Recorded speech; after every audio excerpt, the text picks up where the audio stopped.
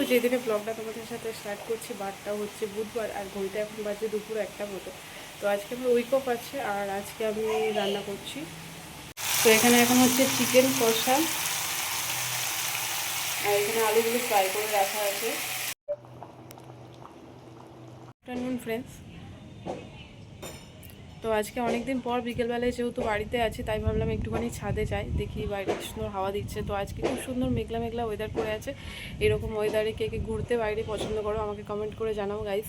তো আজকের ওয়েদারটা দেখো কি সুন্দর সুন্দর হাওয়া দিচ্ছে আর অনেক সুন্দর মেঘ করেছে, হয়তো একটু পরেই বৃষ্টি আসবে।